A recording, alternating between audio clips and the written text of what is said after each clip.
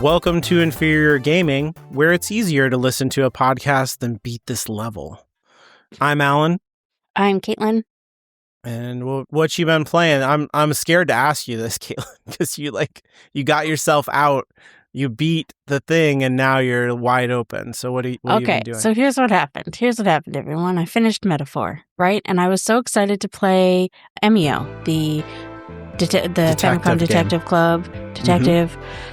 I was so excited. I love a good detective game. I put it in, started up. It's only in Japanese. That's fine. I watch anime, you know? It's fine. It's not my preference, but it's fine. Is it subtitled?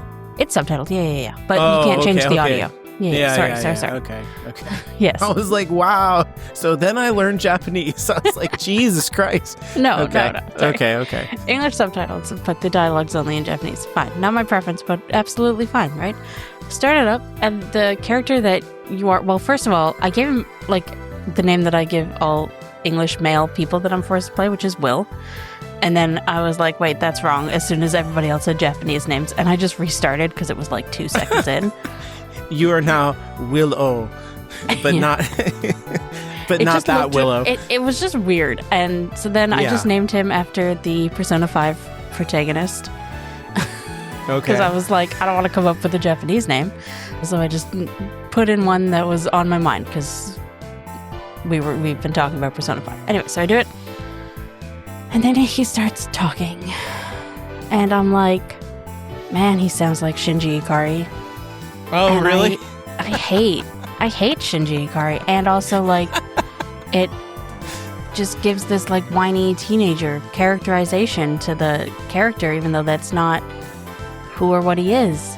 Yeah. And then I looked it up, and it is indeed the same voice actor. Amazing. So there's nothing I can do about it. There's no getting over it. I had to turn it off. I played the opening where you go and investigate the crime scene, and then you get the title credits, and I was like, I don't know if I can do this. Oh man. I don't know if I can do a full game playing as Shinji. Yeah.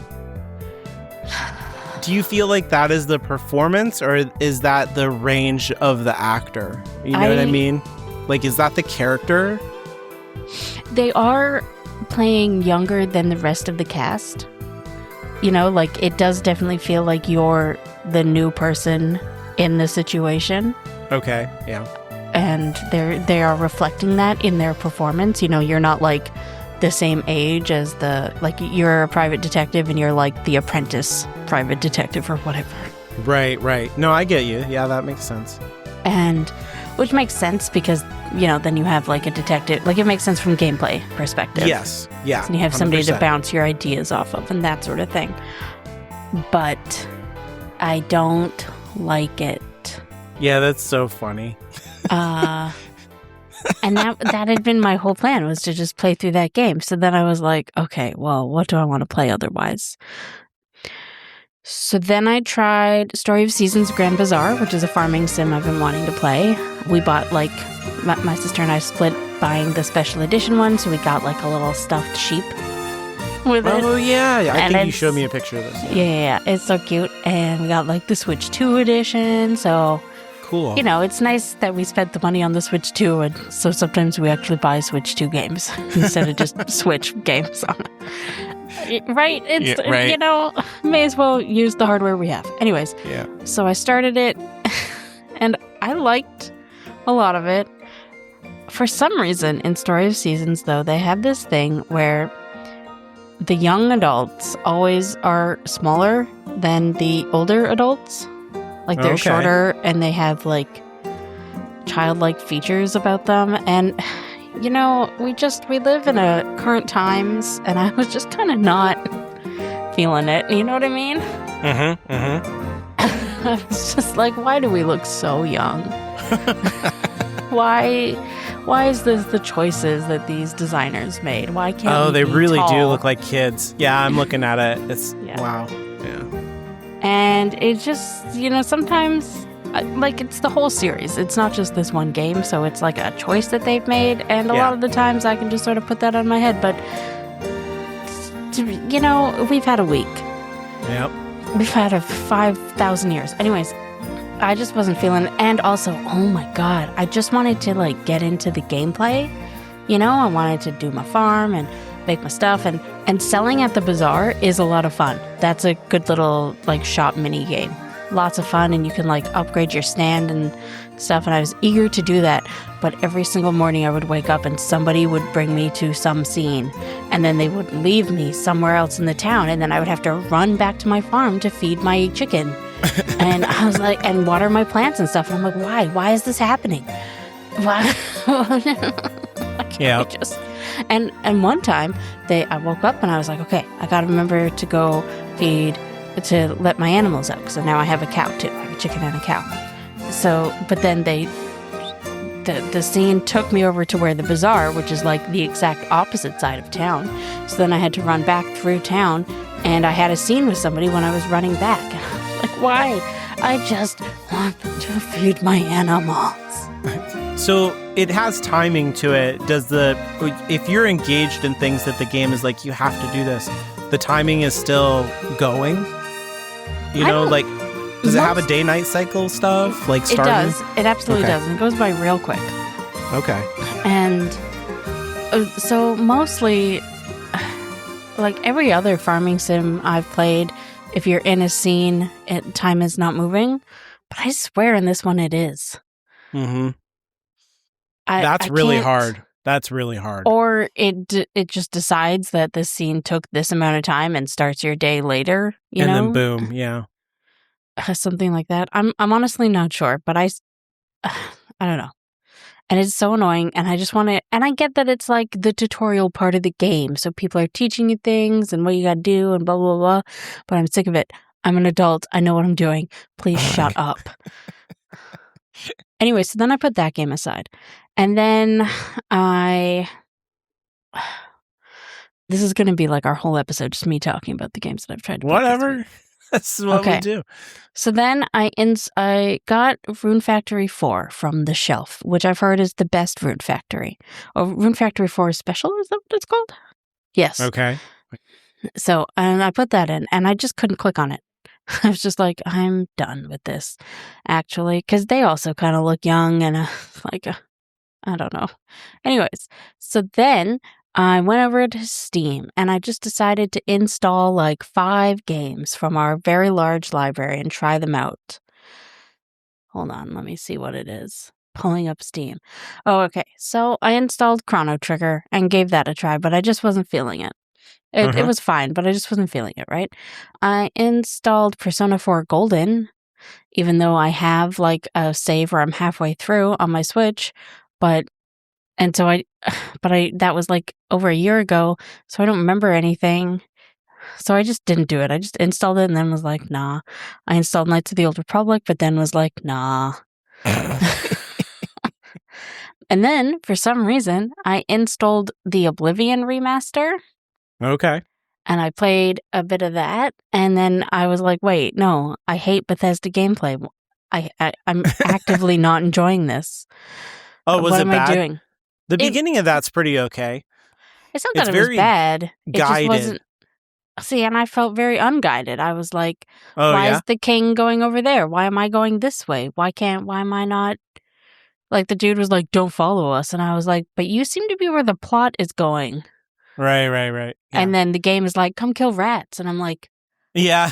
why would I do that, actually? To learn how to kill things. You've never played a video game before, right? Yeah. That's how that game is designed. It's like, this is your first video game, right? It's like, no, it's not. But anyways, even with the rats, I had like not a great time. I don't like their gameplay. Did you play in third person?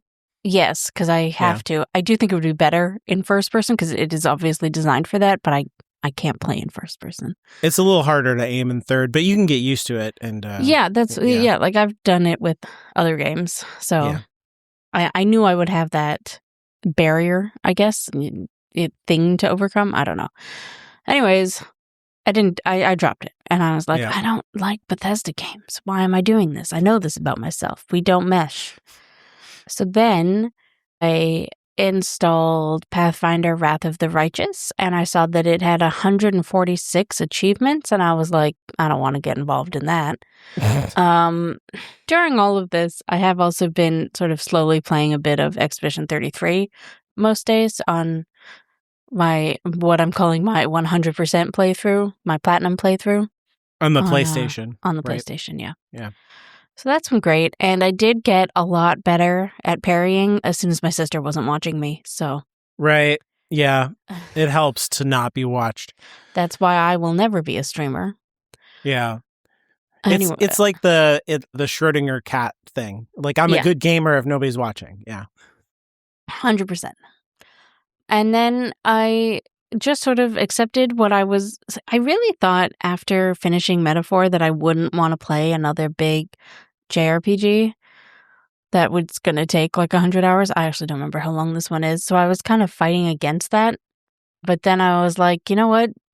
I was feeling at the beginning of the year like I wasn't going to have time to replay Fire Emblem Three Houses before the new Fire Emblem sequel, prequel, Mysterious Connections one, whatever comes out. But I'm not playing anything right now, so I put in Three Houses, and as soon as I started it up, I was like, oh, I remember nothing. So it's like playing a brand new game. At one point, Megan was... I was telling Megan... I was talking over like romance options with her, because I chose the Golden Deer House, which I have played before, but I just had no interest in doing the one house that I haven't played. Oh, I've already forgotten their name. Dimitri's house. The blue house. Because it is mostly...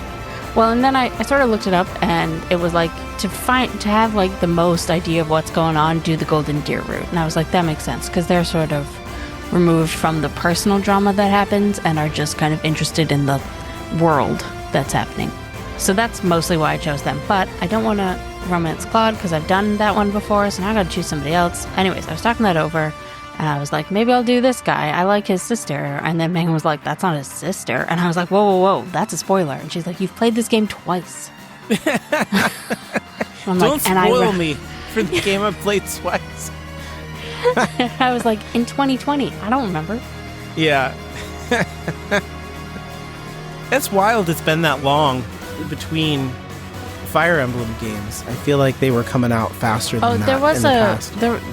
a Fire Emblem Engage came out in the middle. Okay. Just nobody really liked it. Oh, okay. Or I've heard the gameplay is really good, but the story was extremely meh. And what everybody loved about Three Houses was the story.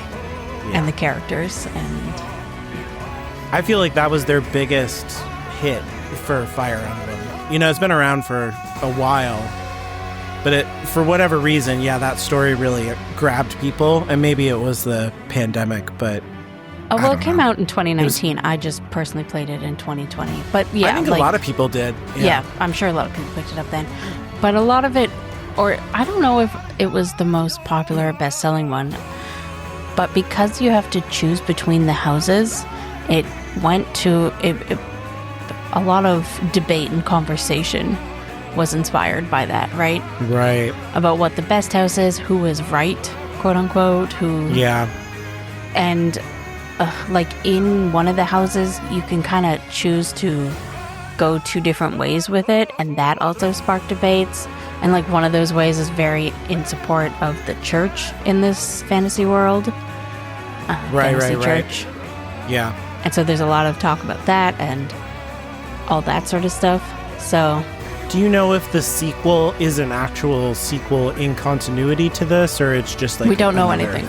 What we know is in the trailer, there were certain things seen that were very similar to things in Three Houses, and then at the very end of the trailer, you see Sothis, who...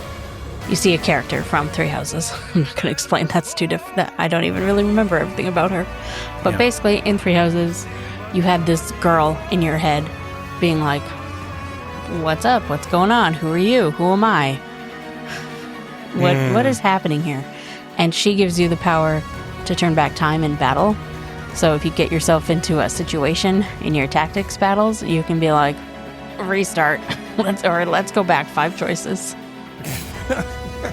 I wonder if that will be like plot significant or just like a mechanical, gameplay thing. I know she wasn't in other Fire Emblems. Like, she's not like a Cid. Yeah. So it looks like it is connected somehow. And we're all wondering how and why. And the trailer also made it seem like maybe you'll get to choose your main character from a couple of different people, or like you're gonna switch between them, and that sounds kind of similar to choosing a house and having a lot of debates with people about who the best choice is again. Yeah. So smart. So even if it's not a sequel, it seems like a spiritual sequel. Yeah, we can. Just looking up the sales of Fire Emblems, by far 3 Houses is like crushes all of it. You like stack them up all together, and it doesn't sell as much as 3 Houses. So it's by that far makes the most sense. popular. Even just because it was on the Switch, and so many more people have a Switch than had a DS. Exactly. Yeah, that's cool. Yeah, I wonder. I'm always interested in like because when you have such a modular story that you can largely affect the outcome, it's like, how do you follow that up successfully with a sequel? Do you just like make another one of those and don't attach it? It'd be like, and then 2,000 years later, or like, do you try to attach it? That seems like an impossible task, but if you could pull it off, I think it could be like really compelling if you somehow can take what you did before and like continue it on, but it just seems so complicated. I don't know. Yeah. I mean, that's my same worry about the Mass Effect 5. Yep. Yeah, that's just a mistake. They shouldn't do that. They should stop making Mass Effect, but whatever. They're not gonna do that. That is a lot of stuff though. So you were out there kissing a lot of frogs, trying to find a prince. Yeah. I've never heard it quite said that way. Oh, really? Yeah. Yeah. I've heard that for a long time when you're trying to figure out what you're going to do next.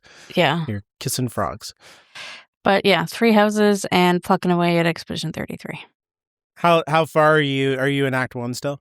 I'm in Act 1, just entering the Ancient Sanctuary. Okay, yep. I beat Astrobot. Oh, nice. So I finished that. I don't play a lot of 3D platformers because I do hate myself, but not that much. Yeah. But this 3D platformer is so excellent and polished. It's just like, I want to jump over there and it happens every time. I don't really have to think about it. I don't know how they pull that off, but I just never have a hard time landing on a platform unless I'm panicking or so. Like, it's clearly my fault. It's not like the controls are in my way. Awesome controls, so much personality. The game feels like it's made out of joy and fun. Just really, really great. Probably my favorite part of it was each set of worlds, if you think about it like in Mario Brothers terms, which was how I was kind of thinking about it. Right. Revolves around a PlayStation property. And so like there's the Horizon Zero Dawn world, there, you know what I mean, and stuff like that. And I really enjoyed the Nathan Drake world. Yes. That was a lot of fun. That would be fun. The last one was the Horizon Zero Dawn, and it just wasn't, I don't know, it wasn't doing a whole lot with it, I felt like. They could have... It's like you could have climbed like one of the long neck. You do. You do that. Yep. Okay. And you, the final boss in that thing is a Tyrannosaurus thing, which was a lot of fun to do. It was pretty cool. I don't know. It just didn't... played Horizon Zero Dawn? I played a little bit. Okay. You haven't played it all? No. Oh. I started it. You would love the story. Yeah. I know. It's one of those, like, I had the PlayStation subscription thing, and it was in there. Gotcha. And I cranked the difficulty up to the max, which was dumb. Oh, yeah, that is dumb. Yeah, and then I couldn't hang with it. And then I canceled the thing and I just never went back. So this is what I hate about living so far apart. Because if we lived near each other, I could just lend it to you. You know, I'm just like, here, play it. Yeah, it was good. It was really good. I really liked the story of what I played of it. So, you know, up to that point, I basically went through the like ritual of becoming an adult in that world. So just the very beginning of the story, essentially. Yeah. You know, like you play as a small child where you get the thing and then, but she's an outcast and she's like, I'm going to do the thing and my dad raised me. And then, yeah, it all kind of goes south. So like I knew who Eloy was, or I think that's her name. Aloy, yeah. I knew who she was, and that part of it was very cool where she shows up. You're like getting mobbed by all these like, and it's kind of weird because the entire world is robots that you've been playing this whole time, and then it wants to be like, but robots, and it's like, yeah, man, like the whole thing's been robots. I think that's kind of part of the reason that level doesn't work quite as well as the other ones. Gotcha. But you get mobbed and you can't hang, and then she shows up with her bow and arrow and just like pop. It's a really, really cool intro to that character. And then she goes off and these rabbit things are like bringing her carrots, and she like throws her bow and arrow to you, and then you like become her. And they do, yeah, they do that with like each of the. So you get like the God of War guy's axe, you know, and you become that guy. And Nathan Drake, you get his gun, and then it's a cover shooter type thing. But the gun is like ping pong balls, and Aloy's bow and arrow is like suction cup arrows. So I don't know. It's a lot of fun. The reason I liked the Nathan Drake one so much was not because of Nathan Drake or anything. It was the way that you get into the level was just like wild, where you had to fight. The entire level was a boss of a snake, and you just had to like, you fight on the outside of the snake, you go inside the snake. It's just like, it was wild, like a crazy 15 minutes. I just kept laughing, and amazing So just design. like a really good time. So good, so great. I didn't even realize until the very end that had anything to do with Nathan Drake, and then I was like, oh, right. But yeah, and then there's a million like Easter egg characters that you get and bring back to your home base that are so much fun. And so you have like the Katamari Damacy guy, you have like Cloud and Sephiroth and Ken and Ryu, and you can like mess around with all of these different, you can dress up as different characters, and just like 1,000 things. It's so good. And it unlocked, like when you beat it, it's like, okay, now this new thing is unlocked, and this new so the game is like really, really big. And I by no means did I get close to like platinum or anything like that. I just went through the main part of it. And then after that was done, I installed what's it called? The thing that you already beat, the Trails in the Sky. First chapter. Okay. That I got for Christmas also. So I got Astrobot, Trails, and the new Final Fantasy Tactics. So I installed Trails. I didn't touch it. I just installed it. I'm interested to hear what you think of it. Yeah. It looks really pretty. Like when I already knew that it looked good, but then once I installed it and I was looking at it on the screen, I was like, Jesus, it's just amazing how these games nowadays, it's just like, look, you just play like an anime, you know? Yeah. Like it's amazing. I will never understand why people are so obsessed with realistic graphics when you can have stuff like this, which looks fabulous and like artsy and has a style to it. Yeah, has a style. Yeah. Like I know we talk a lot about how much we love Expedition 33, and part of that is the realistic graphics, but they also gave their game a style. Yeah, for sure. You know, like very particularly. Yeah, for sure. I think that's the key, because you try to make things photorealistic and it just gets weird eventually. Yeah. But not even that. It's just boring, I feel. Like, why play in the real world? We can live in it. I don't know. No one wants to live in the real world. Yeah, that's why I'm playing a video game. Yeah, Thank exactly. you very much. I downloaded and beat, I don't know how to, a demo of the game Pragmata that's going to come out this year, which I'm interested in.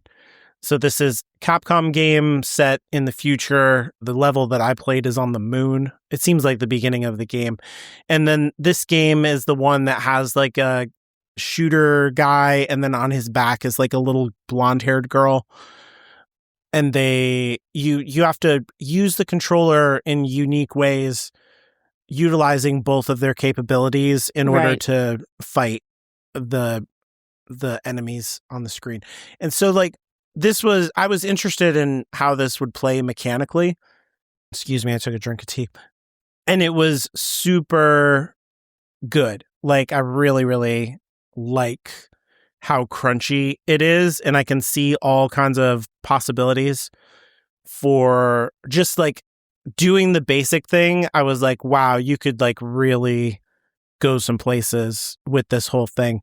So that it's a third person shooter in a very basic way. So you're targeting with your left stick and moving, or maybe it's the right stick, whatever. It's like a twin stick motion thing. So you're moving your body with one stick and moving the camera with the other, and then pulling the trigger to shoot your gun. You have various guns, so you use the direction pad to choose your weapon. And then on your back, whenever you target something, the little girl is not a little girl. She's an android, and she hacks stuff for you. So whatever you target, if it is hackable, it starts a hacking mini game overlaid on everything. And so like all of the enemies in the level that I played were some kind of robot. It seemed like you were the only person on the space station, on the moon station. And so that this robot's trying to kill you, you target it, time slows down a little bit, and then you do like a hacking mini game that is kind of like puzzle maze thing, and to move, so you can move up, down, left, right, and that motion corresponds to the 4 face buttons. So like, for example, triangle is up, X is down on the PlayStation controller pad. So you hack the robot, and this lowers its defenses. It makes it like turn off its shields and whatever. And then your shooting becomes way more effective. And it also highlights vulnerable zones like in Horizon Zero Dawn that are like, oh, shoot it in this spot. And it's like, 1,000 times more damage than what you were doing before. And so you have to kind of balance, the proximity of the enemy, your ammo, the kind of gun you're using, the hacking that you're doing. There's different upgrades and downgrades that you can do in the hacking. It all sounds really complicated, but it's very smooth in practice. And you go all the way through and fight a boss and stuff. It reminded me a lot of Monster Hunter gameplay, and how that, if you try to tell somebody what it is, comes off as extremely complicated, but while you're doing it is really, really smooth. That's just good game design. It's really good. Like it's impressive, all the shit that they managed to pack into what you're able to do, and the kind of tension that was around that fight. But also, like, I never felt like I can't do it, it's impossible. And then when I beat it, I was like, yeah, that was really satisfying and good, just like a Monster Hunter battle was too. So that looks like it's going to shape up to be a really good game. The little girl creeps me out. Yeah, I think she's supposed to. She gives me AI vibes. I'm not saying she is at all, but like that's what I think when I look at her, and her eyes are weird, or like Uncanny Valley. 100% Uncanny Valley. They like really zoom in on her face a lot, and she says creepy shit. It's like I feel like they know what they're doing with that. Like that's how they want you to feel. Yeah. It's interesting because the guy is like clearly a guy, but he has no face. He's very covered up in robotic, like bric-a-brac, and she has like bare feet, bare legs. her arms are exposed, her hair is like undone and, down to her ankles. So she looks human, but isn't. He doesn't look human, but he is. So I don't know. There's interesting story stuff, I think, just in the design, and the world itself is intriguing. There's like lore stuff that they drop in there. It's confusing to me why the entire base is trying to kill the only human operator, but they don't really explain what's going on. But yeah, it's definitely Does that have a little release creepy. date? That's coming out this year in April. So not long. So you've got to get on your Persona 5 so you can finish that. Yeah, right. Yeah, that's definitely going to happen. Yeah, I didn't really touch Persona very much. I noticed. Don't worry. Yeah. I feel like that game is, I think I talked about it before, where there's a kind of episodic feel to the whole thing. So it's in a nice resting place for me where I'll be able to go right back to it and do the next episode. And this will probably be the pace of it for me, where like it'll do the episode, unless it like really, really grabs me, which I'm not sure if it will. I'll probably like do the next episode, set up this next thing, and then do other stuff for a little bit. I think this is very typical of me. It's very typical. I feel like it could grab you, but then it immediately goes into, let's go on summer vacation. Right. Right. Like. I like that though. To me, it it draws out all of the experience to be like, I'm playing this other stuff and then I come back to it. And so I don't know.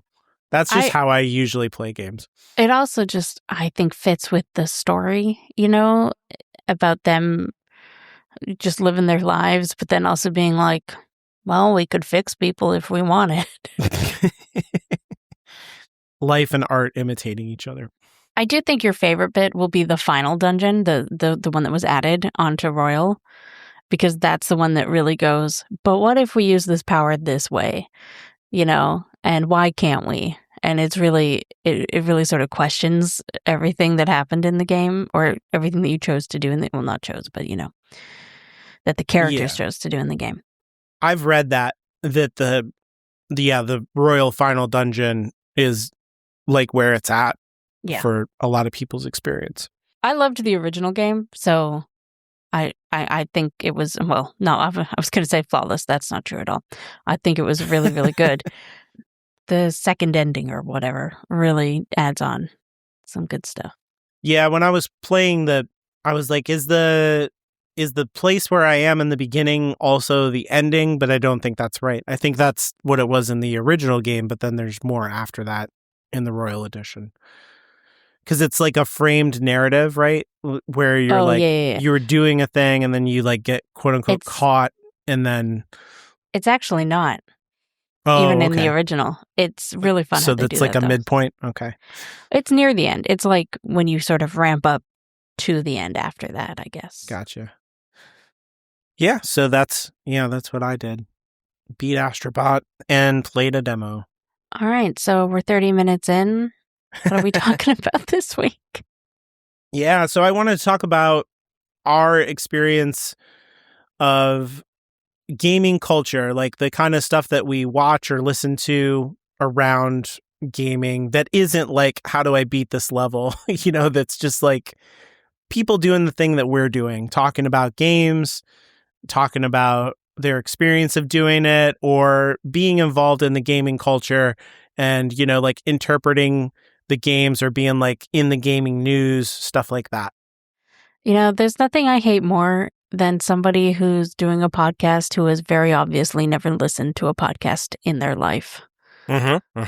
So this is our resume, I guess. Not resume because we didn't make these, but here's a bunch of influences for me. Yeah, sure. 100%. Yeah, just a bunch of people and sort of, I don't know, indie creators, I guess you might call them. Yeah. Yeah, I don't think either of us have anybody mainstream professional on here, like the IGN podcast or something like. Not that there's anything wrong with that. It's just less interesting to me. Well, I will say my favorite podcast ever was The Polygon Show. Okay, yeah. But they stopped. They, The girls who did it moved to different parts of the company, and it fizzled, which is fine. But it was my favorite. It was 4 girls talking about video games, and it was so good. I loved that show so much. I met them once at, well, what was the name of that? It was just PodCon, maybe? I don't know. Yeah, there was Seattle. PodCons. Yeah. I went to that and I met them once, and it was so great. They were my favorite, but that was 7 years ago. That's super cool. Yeah, like 2014, 2015. Yeah, that was a while ago. Yep. That sounds about right for Polygon, yeah. And they don't make it anymore, so... the episodes are still around, and you can go listen to them, I think. My favorite one was when they played Pokemon D&D. I don't know if that was my favorite episode, but it just stands out. One of them was Psyduck, so I was happy. That's really good. Pokemon D&D. Yeah. So it's just stuff that, for me, I will come home from work, and I listen...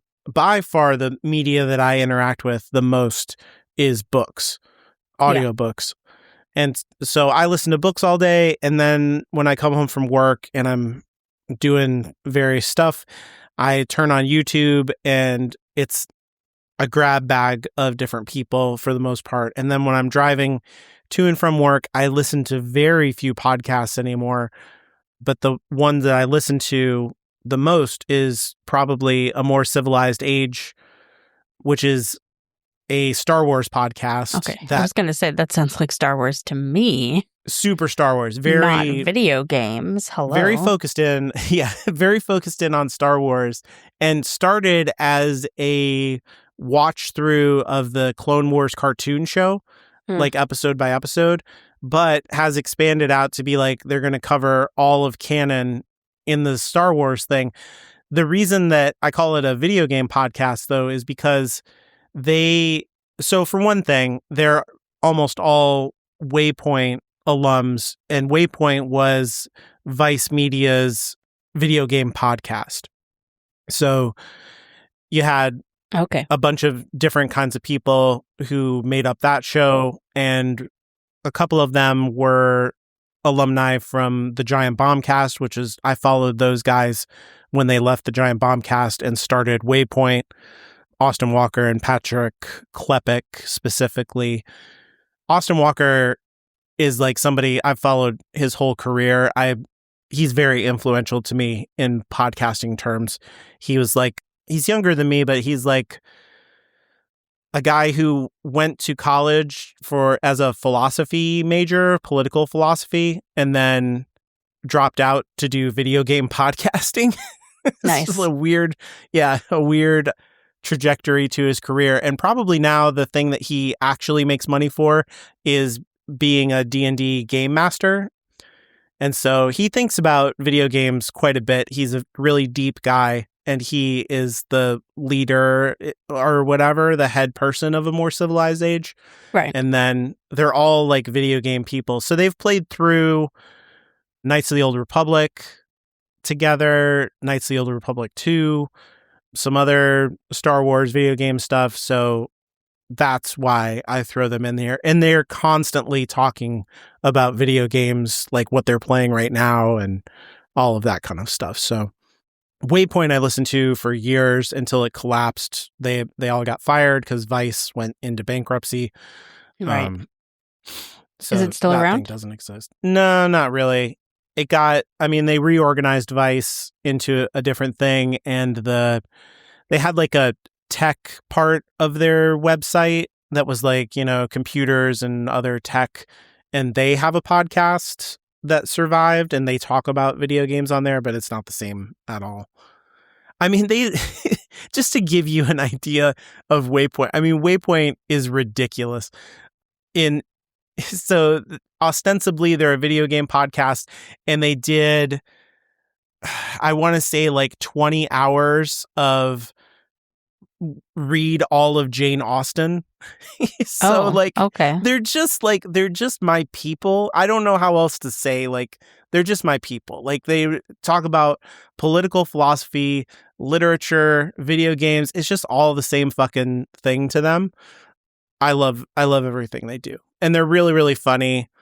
I don't know. I just love everything they do. I'm nowhere near the caliber of those people. Like, I'm not as entertaining or funny or thoughtful or whatever, but I aspire to whatever they're doing. Like, they're just great. Nice. Yeah, so I love their podcast. I guess that's what I meant when I was talking about the Polygon show. Yeah. Sorry, I think we just had one of us went out, so we just completely talked over each other. Yeah. But I'm basically done. Like, that's probably the main podcast that I listen to for video game stuff, which is weird because it is a Star Wars podcast. So interesting.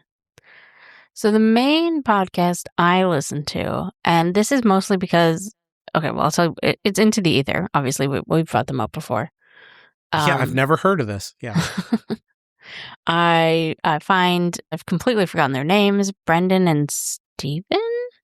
Shoot. I think that's right. Anyways, I find them to be very entertaining and like charismatic, the thing that we don't have. Okay. Like, I think we're entertaining, but we don't have the charisma that some people have, Yeah.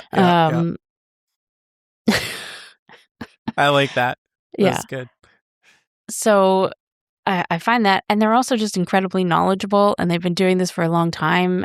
If you get into them now, they have like 6 years of backlog that you can listen to. So it's a great time to start listening to them because it'll keep you entertained for days. Right. If, like days of your life. Well, I love a backlog. I will rip through people's backlog if I like their stuff. Yeah. Yeah. I just recently subscribed to their Patreon, and there's so much in there. It's great. Highly recommend. It does, unfortunately, make you want to buy a lot of video games because they're so enthusiastic about the games that they talk about.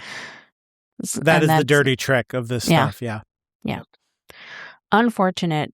And then I've listened to less of the next two, but I do still enjoy them. Girl Mode is a podcast done by 2 trans women, and I really like, and they're just, they love video games, so they're playing video games, but sometimes I really like their point of view about queer media, and just they're better at pointing out misogynistic takes than I am, because I'm very just like, I shrug, sometimes, and I'm like, yeah, whatever. Mm-hmm. And not even like at the forefront of my mind. I just like am accepting of it. And it's nice to have them point out like, the humor in this game was very this. And then me being like, oh yeah, it was. Yeah, that kind of sucked actually. Mm-hmm. So I appreciate them for that. And they're also entertaining and good and knowledgeable. And then Game Till 5 is a podcast done by 2 girls whose names I'm not going to remember. I really only remembered Into the Ether because I was listening to them yesterday. Names are my kryptonite. And one of them is a video game developer, works for one or something. I forget what the other one does. But each of their podcasts, they just do a top 5 list as relates to different parts of video games. It's Steph and Nikki? Sure. Sounds right. Steph is a UI designer and Nikki is a cosplayer. Oh, okay. That's what the internet says. And Girl Mode is Willa and somebody. I have this pulled up. Robin, that's right. Yes. Yeah, they're great. But yeah, so every episode is just a different top 5, like different top 5 video game food. I think they did recently. Oh, okay, I get it. I was like, what do you mean till 5? Like they have a bedtime? But I see now. I see. Okay. I do think that is kind of the pun. That like our lives are busy, so we can game till 5. I was like, are they as old as me? Is that what's happening? No, I get it now. Okay. And they do top 5 lists every episode. And it's fun. And they have to, if one of them steals, like mentions one that the other one has before they get to it, then they have to replace that one. They're not allowed to do overlap. That's hardcore. That's not fair at all. Yeah, I would hate that, but it's fun. Yeah, those are my podcasts. All right. But that's like not the end. We have more. Oh, there's so much more. Yeah, I listen to, like I said, I turn on YouTube when I get home, and that is a lot of gaming culture stuff. Really comes more from YouTube for me these days than anything else.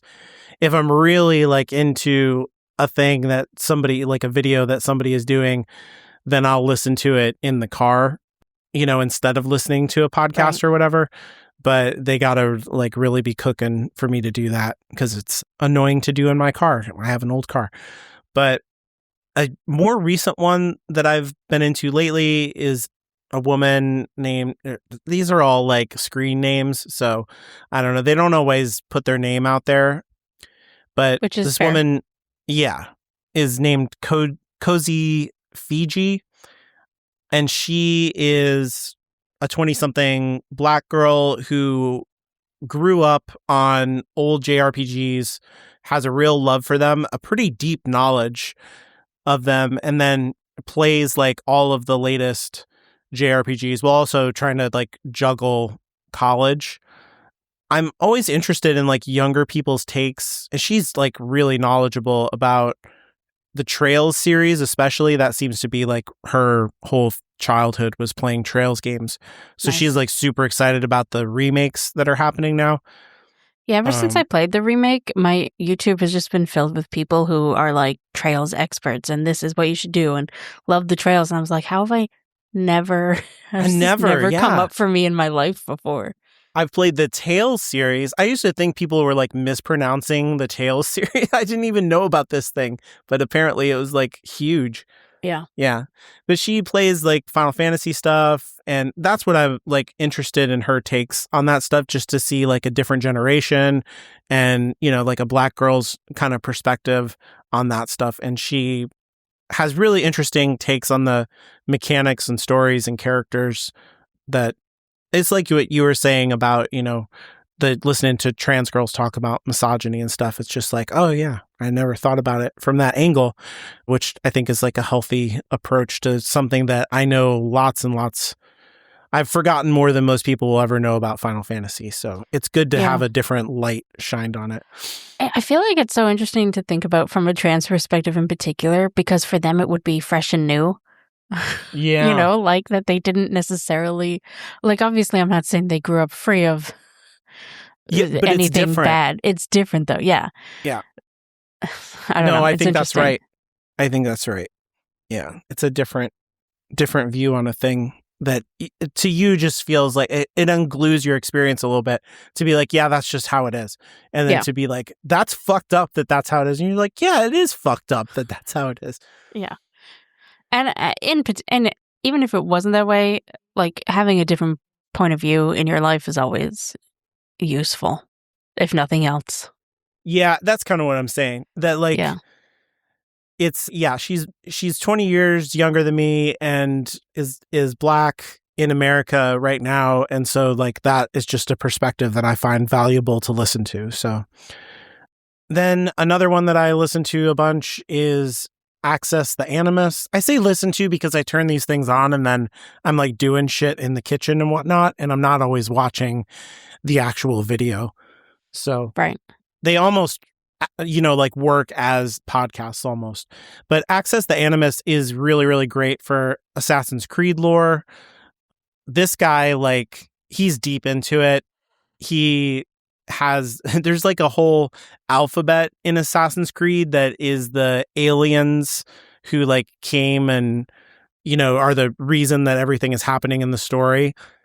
And he has translated their alphabet. And so whenever you find like artifacts in the world and they have like weird writing on them, that's not just random. It's like actual information. And he like, tells you how all that stuff is connected and the translation of the artifacts. And so I'm never going to fucking do that stuff. You know what I mean? He's doing the work that lets me put the pieces together in the story. So I love that. YouTube lore people are the best. The bread and butter of gaming, really, because I wasn't going to put everything together in blueprints, but I did watch a 1-hour video about it all. Exactly. Yeah, that's what this is. Assassin's Creed is like a huge franchise at this point. It's like almost 20 years old or something. So he knits all of it together. It's very valuable in that way. And then I'll throw in one more here. I'll throw it to you. Alana Pierce is somebody that I tune into on every once in a while. I take her stuff with a grain of salt. I can never remember how to say her on-screen name. It's like a combination of Charizard and her real name, like Charlanazard is what it looks like. Charlanazard, yeah, that's right. She works in the gaming industry. She's a voice actress. I think she's in Dispatch, for example. Right, yes. Or she was involved with that game. I don't remember. Oh, yeah, no, she's an actress. Yeah, you're right. Sorry. Yeah. And then she was at IGN for years, which is how I first became aware of her. I really like her writing. She's really sharp, a great critic. And then I think her partner is also a voice actor in games quite often. So they're in games, which I think is a valuable perspective to take the temperature of on certain things, but you also have to like take it with a grain of salt because they have skin in the game, so to speak. Right. So their perspective will be a little bit skewed. But whenever controversy comes up in the gaming industry, I always kind of look at what does Alana have to say about this, especially, around issues with women, because her takes are usually pretty smart, I think. So yeah, I watch her stuff whenever there's news, whenever news drops. 13,000 people get fired from a gaming company, and I'm like, what does Alana have to say about that? That's right, kind of gotcha. what I do. You reminded me of somebody I forgot to write down on my list, which is great because my list is already longer than yours. Good. And that is Laura Fryer, who I watch on YouTube, who is somebody who worked for Microsoft and Xbox for years. So again, her videos definitely come from like an insider perspective. And it's really interesting to hear her takes on things, but she absolutely is a little bit corporate, if that makes any sense. Yeah. I forget who she works for right now. I don't think it is Microsoft anymore. But she does sort of break down like what is wrong with some companies and then sort of talk about what they could do to get right from like a corporate perspective or somebody who worked for a corporate for a long time. So it's very interesting and a really fun kind of insider look at things. But yeah, big grain of salt. I've definitely watched her. I looked this up while you were talking. Yeah. I've definitely watched her stuff, I think on your recommendation, and she's like super incisive the way that you're saying. Yeah. Yeah, she's very smart and definitely like been involved in some big things. Like was involved in the launch of the Xbox. She worked for Microsoft Xbox when that happened. And I'm not saying she was like a head person or anything like that, but she was there for it. So she has real interesting looks into how the gaming industry has changed over all these years and all of that. But yeah, that's had super valuable. Yeah. But like her career is from working for the corporations. So she definitely comes from that point of view. Yeah. And hasn't quite become like burn it all down.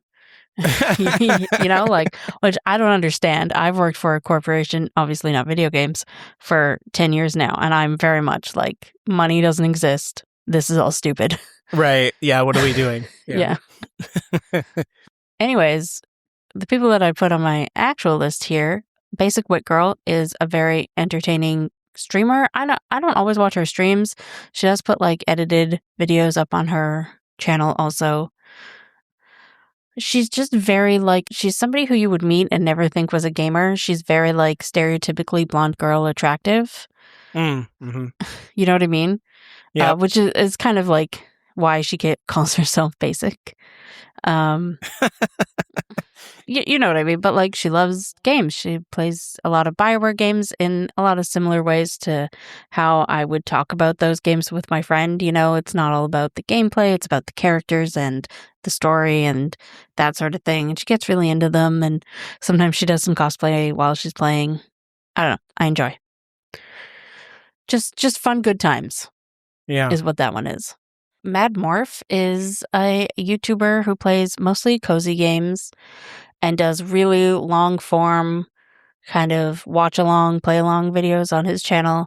And he has this really sort of nice British voice and he just talks in a cozy, calming, lulling way. He has a series that is called like Lull You to Sleep While I Play.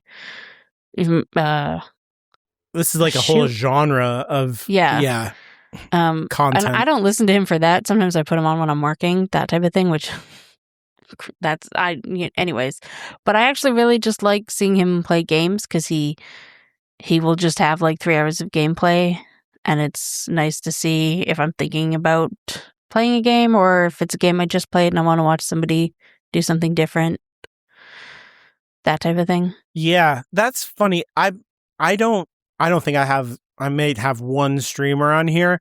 I find that streamers, the only time I watch them is if I have played something, and they tend to stress me out because it's like, why are you doing that? Why don't you do this? Which is dumb. But I think that's a great way to use a streamer, is to like check a thing out, and I never ever do that. Or there's sometimes, like, he played Wonderstop recently, which was an indie game about, I guess it's about exploring burnout, but it did it in a way of like finding a tea shop in the middle of the woods and then you got to run it. Anyways, and I was never going to play it, but I was really interested in it, if that makes any sense. Yeah. So I just watched most of his playthrough and I was like, yeah, that was an interesting sort of different game. I think it was nominated for, like, at the Game Awards, they nominate like games that are saying something. You know what I mean? Oh God, I can't even think of the one that's South of Midnight won. Okay.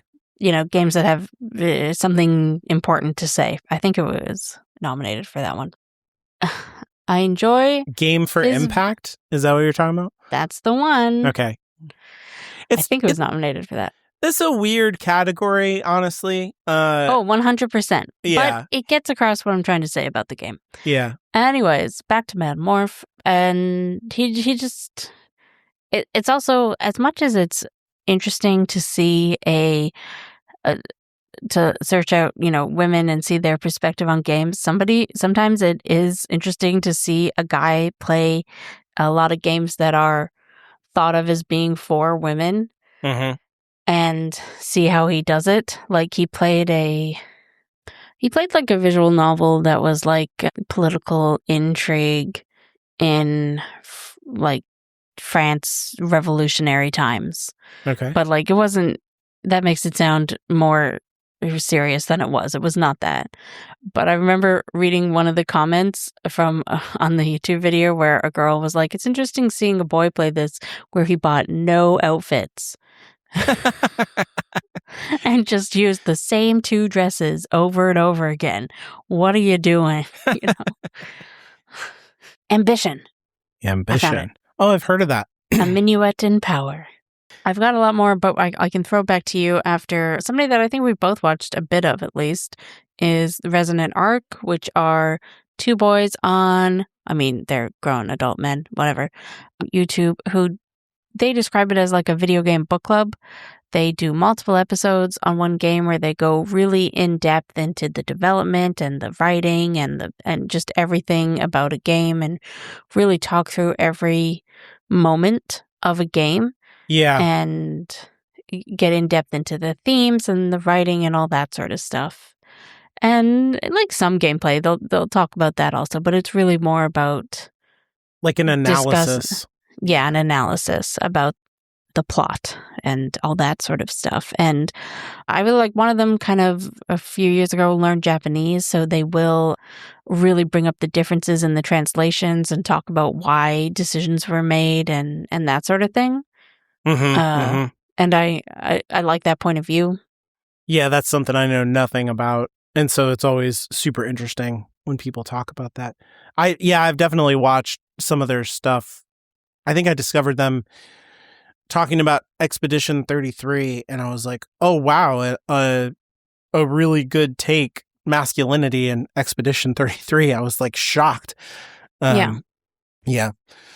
I've watched a lot of videos where they, you know, like we have recently, go really into how certain games helped them through mental health struggles, and because writing and that sort of thing is considered an art, and video games are, as we have previously discussed, we consider them kind of an art. Yeah. And art can help you through that stuff, and I like that they talk about that. So I watched some of their stuff. They had a really interesting thing about like the origins of JRPG versus RPG stuff. Yes. That was really good. That was good. But for me, it's almost like their perspective is a little too close to mine, and sometimes I get annoyed, or I just have a bad reaction to it, and I just like switch to somebody else. I'm like, Yeah, yes, that's fair. I already think this, sir. Like I don't know what makes me so agitated about it, and so I switch away. But yeah, it's like kind of like I think in a lot of media, some people find a lot of comfort in finding a perspective that aligns with their own. And especially if you can find people who can articulate things that you think and feel, but don't have the words for, that's a really satisfying experience, Right. I think. But for me, I find it very annoying. And I try to seek out people who have a very different perspective than me. So I bounce off these guys every once in a while if they are talking about something I know about. The only thing I've ever bounced off of them is that like, sometimes they're going too in depth. They're taking too long to talk about a game, and my attention span is no longer on that game. If that makes any sense. Mm-hmm. But that's more of a me problem, I think. They do go pretty deep sometimes, and it's like you guys are really going to talk for 3 hours about like Final Fantasy IV or something like that. Like I don't know, you just squeezed all the juice out of that lemon. I don't know, man. But mostly I think it's great good stuff. And there are some games that absolutely deserve to go that in depth, right? 100%. I think there are absolutely some games that don't. So 100%, yeah. So other YouTubers that I also go to, Expedition 33 is still like new enough that and confusing enough that I want not analysis of the game, but someone to just explain to me what is literally happening according to deep lore that I am not skilled enough to uncover in the game. And a guy that I like quite a bit on YouTube who does all that calls himself Professor Curie, like Khury, like Fury, but with a K. He has really interesting takes that start from a place of, it seems like he's been educated in psychology, and he'll take things like family, I can't remember the name of this, like family dynamic systems or something like that. And then apply that to Expedition 33, which I think is like a spot on, even if they didn't mean to do it, they did it kind of analysis of that game. Gotcha. So like that whole psychological system, the idea is like everybody is dysfunctional, and so they have to make up a different system in order to function. I don't know if that made any sense what I just said. So like in real life, you'll like turn your kids into your project, and the kids have a unconscious understanding that they are the project of the parents, and all of that is like very dysfunctional and unhealthy for everyone. But everyone like plays their role, because when they don't, then there's like abuse and neglect and things like that. And so it's like you have a car but you don't have a heater in the car kind of a situation, and you just like wear a lot of coats when you drive around in the winter to get along. And so he's applying that logic to Expedition 33. Like, look at this dysfunctional family. Let's interpret it through this lens kind of stuff. So interesting. It's really cool to bring these different lenses to it. And then he's just also really good at the game and brings out details from like, look at the lore of this weapon, and look at like you unlock this bad guy in this area, and like maybe it means this or that. And I'm like, huh, okay. So we're like reading the game in a Dark Souls-y kind of way, that like everything is intentionally put where it's put, for some kind of lore reason. It's revealing something about the world. So I like that perspective. I've watched all of his stuff around that. So sorry I cut you off. That was rude of me. You're good. Me playing Expedition 33 again, I've realized that the white Nevrons, when they talk about wanting to see the mistress or feel the mistress or whatever, they're not talking about the paintress. Right. Yes. And it took like having their dialogue again for me to put that together. I think that's how it's meant to be, though, right? Like, you're supposed to think it's the paintress. Oh, yeah. Yeah. The first time I played, absolutely. Yeah. And then when you play it again, you're like, oh, shit. It's not even just like it didn't even take a thing. It just took like talking to that first one you come across. Yep. And I was like, oh, right, of course. Right. Yeah. And that like completely shifts like your understanding of what's going on with all of the Nevrons. Yeah, it's really good. Yeah. I love stuff like that. Your replay of the game is like a completely different experience, especially like in those early zones where you can see the ripped apart pieces of some of the more advanced enemies. Yeah. Like in the area, and you'd be like, oh God, that's a Claire Obscure over there. And that's you know what I mean? Like, he's really good about bringing all that stuff out. So that it's like front of mind when you're doing a replay. So yeah, I highly recommend that if you want to understand that game better.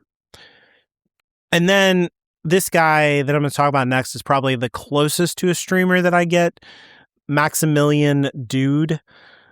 And he says dude a lot. He is like my exact age, grew up playing all the same stuff that I did, made video game playing into a career, which was like the dream of my generation. So he's like just a very Gen X kind of guy who mostly plays fighting games, but is on like, he's not the kind of guy who's like stuck in a retro kind of game mode. Like there's lots of guys like that out there who are like, I've stopped playing fighting games at Street Fighter 2 because that was the best. He's like playing all the new stuff. He's way into Final Fantasy 7. He's really like, I guess like the 90s, 2000s were like his sweet spot. And he just continues with things that he enjoys about that space. But I watch a lot of his stuff for like analysis on the Street Fighter franchise, Mortal Kombat franchise, and then also the Final Fantasy 7 remakes.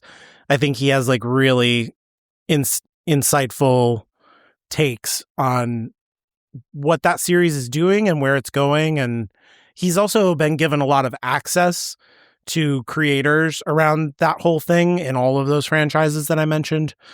That one is probably like, you know, for all that I said, I don't like people who have my same perspective.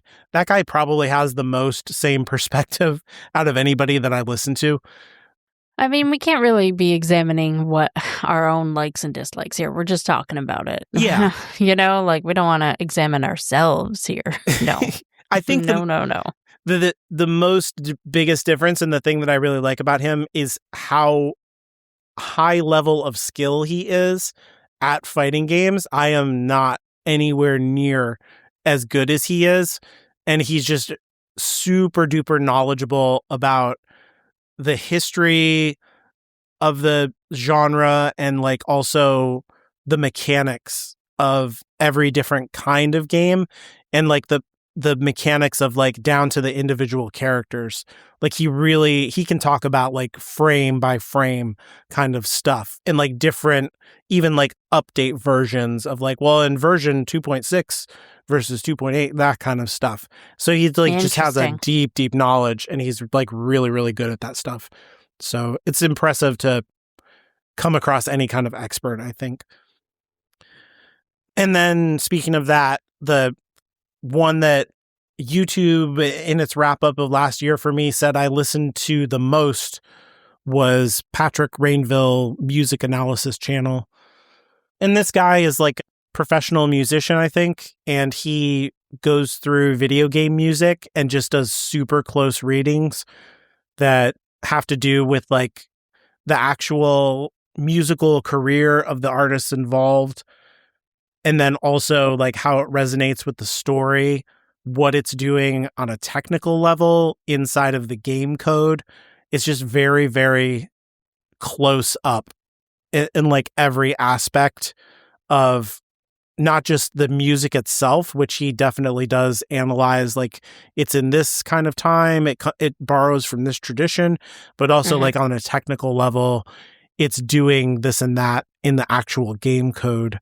And I think it means this and that because of it. So just like super detailed. He's doing a very like exhaustive breakdown of the Final Fantasy VII Rebirth soundtrack through the game. That's And like, interesting. yeah, it's pretty cool because that game has like for every, I think I talked about this before, everywhere that you go, the combat moves seamlessly from walking around in the world to now you're in combat. There's no like break into a different combat screen or something like that. And the music is part of the transition. So like every area has battle music, which is an alternate version of the zone music. And the transition that it makes between that is like a very clean, I don't know how to say it, like a fade out, fade in kind of a situation. Right. Where you don't even notice it. And he talks about like how they pulled that off and what it means and like how the music handles your emotional involvement and like, oh, this was like relaxing music about I'm in the grasslands, whatever. And now it's like keyed up, I'm fighting for my life music, but it's the same song and like how they accomplished that. So I don't know. That stuff is like super duper interesting to me. And because I don't connect with music the way that most people do, having somebody like really analyze it in this way makes me feel like I understand what's happening. It's like for an autistic person, I don't know. It's like, oh yeah, explain to me how the normals, like what is it doing to their brain? Like this really like feeds something to me in a way that I need. So I just really appreciate his work. Great. So my last couple YouTube people here are Mortismal Games, who we've mentioned before, and you also enjoy him. Yeah, he's really good.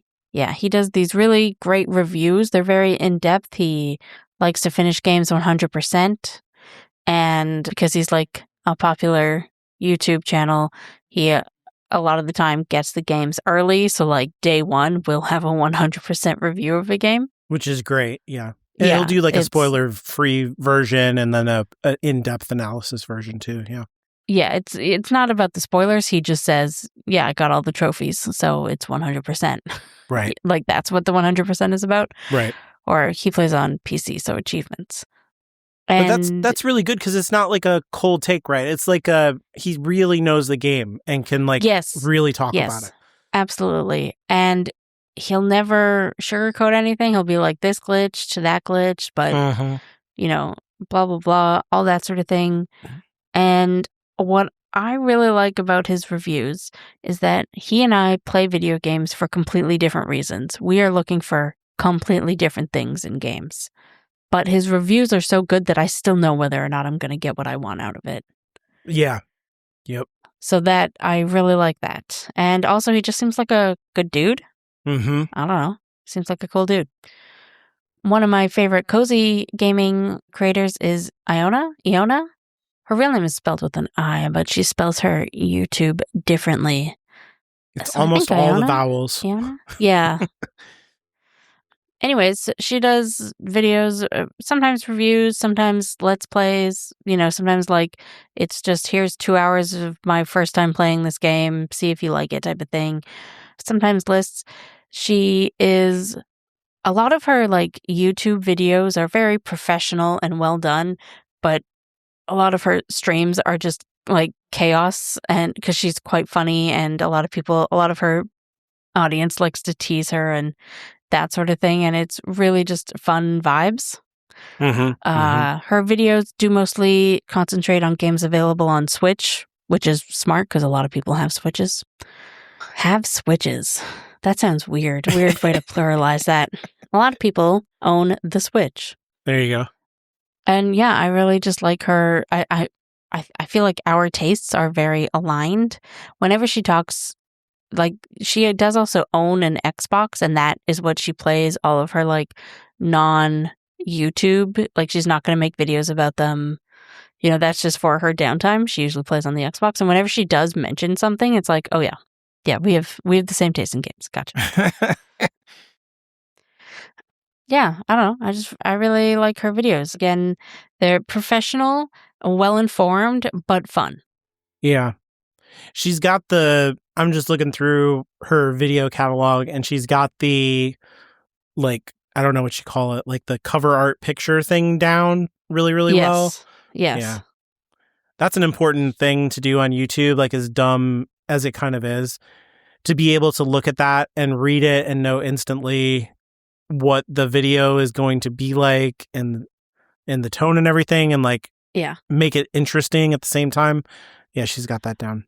One of my favorite videos from her recently is just before the Switch 2 came out. She like did a video saying goodbye to the original Switch and hired a vehicle, like one of those digger things.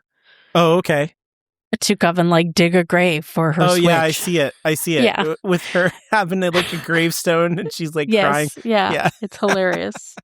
It's a really well done video. Yeah. And it's hilarious. I think that's called a tiny mini, the kind of bulldozer thing you're talking about.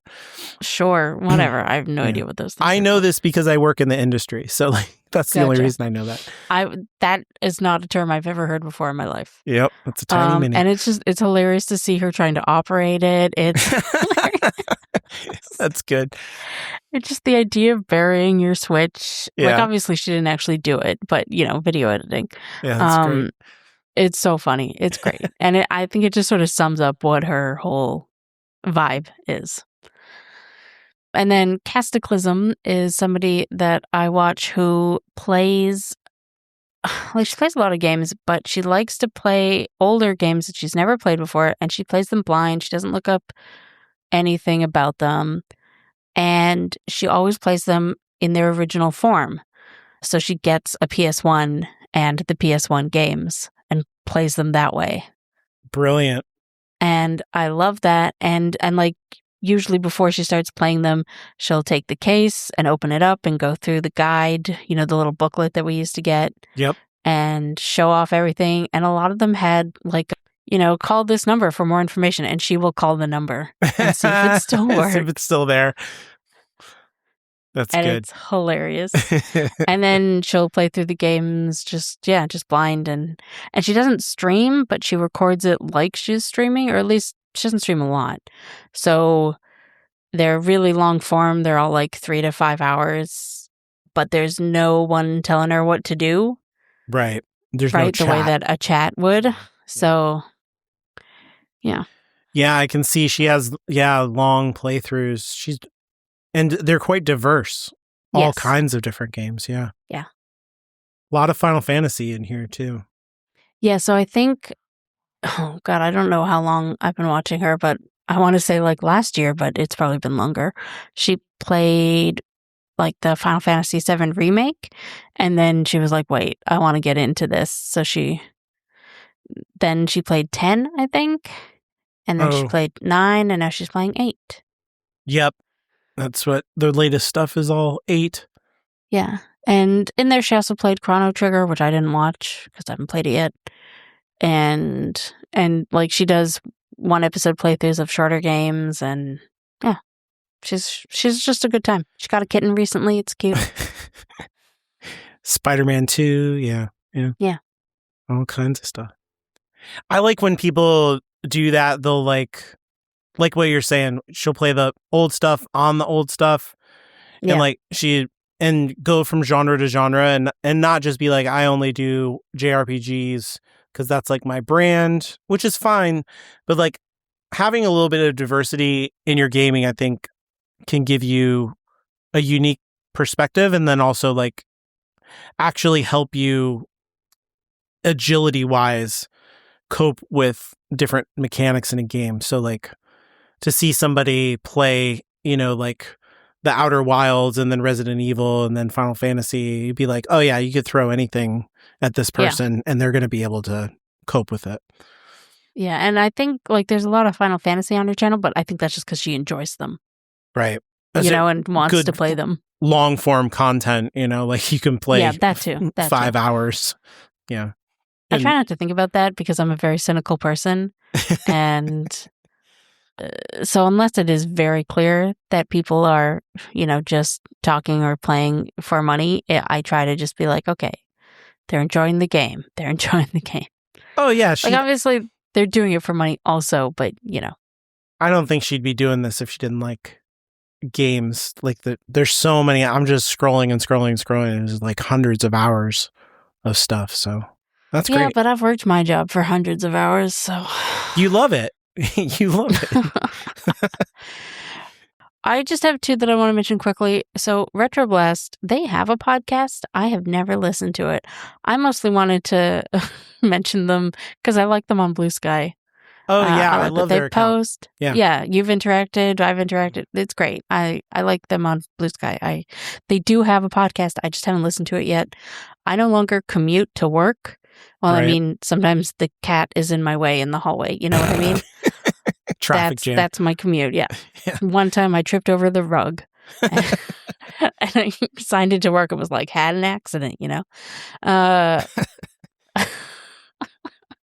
So the one bad thing about that is that commuting was my prime podcast listening time, and very unfortunately my job is super boring, but also very particular. So I can't always have something that I have to pay attention to on in the background, which sucks a lot.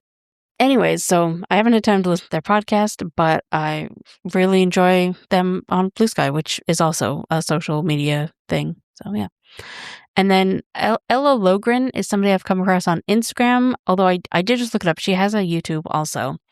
And she is doing a series currently about teaching people to play video games who have never, ever touched a video game before in their life. Wow. And so she really gets into like... evangelical gamer. Yeah. Well, like, and even like gamers coming across leave comments that are like, this is stupid. And she's like, but people who haven't done it don't know. Right? She gets down to the really beginner stuff that all of us who grew up gaming, we just sort of accepted slowly as it sort of happened, or we learned it when we were young, so we don't have to learn it now. Yeah. But like one of the things she talks about is controlling camera versus, your character with the sticks and how that moves you around. Mm-hmm. And how for most of us that is just intuitive. We don't even think about it anymore. But for somebody new, that would be weird that you can, move your camera this way and and then that'll move your character to going this way. And it's very confusing. Yeah. Yeah. And then she'll recommend a couple games that will teach that skill. Yeah. Gaming literacy is really important, I think. Yeah. And I think a lot of gamers are real gatekeepy about it. They, you know 100%. What I mean? Yeah. And so that's really good to have an advocate out there who's doing the opposite. I don't even think they think about it as being gatekeepy, because they wouldn't be like, you can't play games. They would say, you don't know this? That's dumb. Right. You're stupid for not knowing this. But like, you had to learn too at some point, Yeah. You just happened to be 8 when you learned. Yeah. Or if you're our age, you just grew up as everything slowly changed and you slowly adapted. My first controller had 1 stick and 1 button. Like, you know what I mean? Like, I was there every step of the way. So it was very gradual for me in an easy way. I forget that the PS1 controller didn't have the sticks. Any sticks. Yeah. It just had... if you could control the camera, it was the R1 and R2 buttons and you were using the D-pad. That's right. Which sounds like torture now. Yep. How did I do that for hours? I remember because the Super Nintendo had so many more buttons than the Nintendo controller did, and then PlayStation added 2 more, and I'm like, why? Why are there so many buttons like this? But yeah, and now it's like even more complicated. I remember when my daughters started to game and I started them out with Minecraft because of the 3D environment and controlling it with 2 sticks. I mean, they had played a little bit of 2D platforming before that, but to get them into 3D stuff, we did Minecraft, and it was really hard for them to get down the concept of like having a perspective camera and then a movement of character stick. Yeah. And they both had the same reaction to it, where they refused to move the camera and would only move the character. until they became comfortable, with moving the character around and then started to move the camera. But yeah, it was really hard for them. So, yeah. Super interesting. That's really valuable that people are out there doing that. Yeah, and it's interesting to watch her videos as somebody who it is all mostly intuitive to, and to be like, oh yeah, I guess that is like a skill that you just sort of, that we've just like picked up slowly. Yeah, that's why I guess what I kind of meant too, talking about agility, that's kind of what I mean. And not like, oh, I'm so good, like, get good Dark Souls bullshit, but like, I think the concept of our podcast is that we are not that. Right, yeah. But there is a thing about, like, I play, racing games, and then, other 3D action game, and then platformer, and all of that stuff contributes to the ability to try new things, because like I'm able to pick it up and I don't have to just like, how do you drive a car in a video game again? Like, doing that stuff on the regular does keep your skills up, so to speak. Yeah. You will lose it if you don't use it. It like we talked about Expedition 33 and parrying. Like, you don't do that shit for a while, you really are going to get I'm go like back. Decent at it, but I'm not nearly as good as I was when I was just playing Expedition 33 every single free second of my life. Right.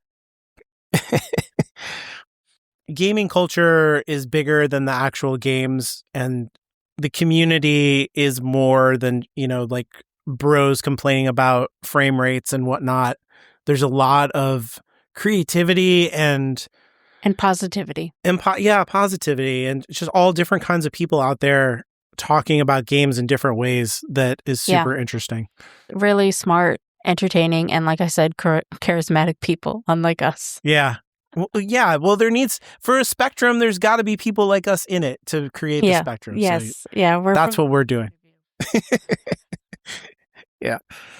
So it's cool to find out about new people too by talking about it in this way. So hopefully you're listening and you found some new people too. Yeah, that's the best. I like, one of the reasons I discovered some of the podcasts is I was desperately trying to find video game media by women. Yeah, and it's tough out there. It's tough out there. It is.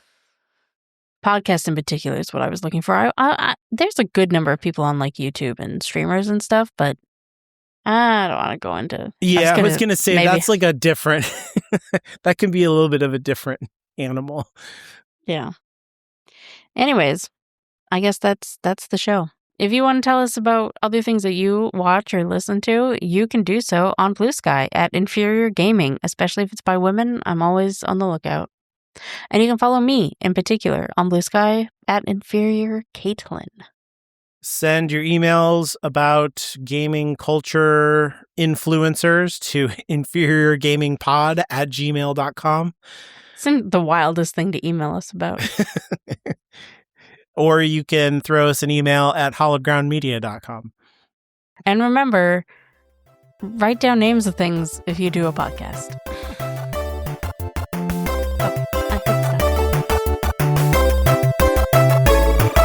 I would say we talked for way too long, but there was a lot of me trying to remember the name of a game. So. Oh yeah, we'll cut out 2 hours of searching. Of me searching the wrong video game platform for a game I know we own. You should cut out all of it so that me saying that here makes no sense. No sense. It was instant. You recalled it perfectly in the moment. 100%. Yeah. Magic of editing. Anyways,